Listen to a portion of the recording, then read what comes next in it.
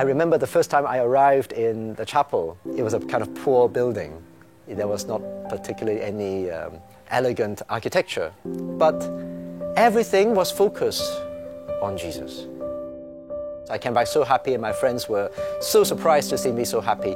I felt the life of the brothers, the way they sang, the way they adored. And I wanted to be like them. And I would say that that was the starting point of my vocation, of wanting to consecrate my life to God. I was working in India for 8 years, and I was also involved in the youth ministry. And this particular priest of St. John used to come and help us out. And I was attracted by his witness of poverty, his habit, and also the reverence in the way he celebrated the Holy Mass.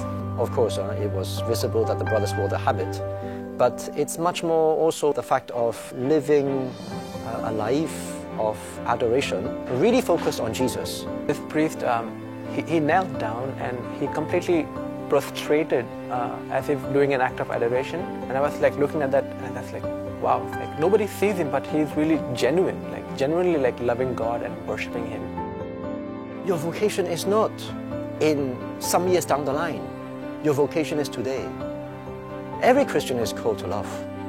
When I already take my little steps where I am to love, to have concern for prayer, to have concern for people around me, whether they know Jesus, to open our hearts to the Scriptures, to let God speak to us and mold our hearts and mold our daily actions. These are actually venues in which we dispose ourselves to hear God speaking to us. That openness to what particular paths God may be indicating to us without making a pre-selection is something that is very precious for God. We want to open our hearts to whatever may be God's privileged path for each person. If you're considering religious life or priesthood, do not be afraid, as Pope John Paul II says, to open the doors of your heart to Christ. You will not lose anything of what makes life beautiful. You will find life more beautiful than before.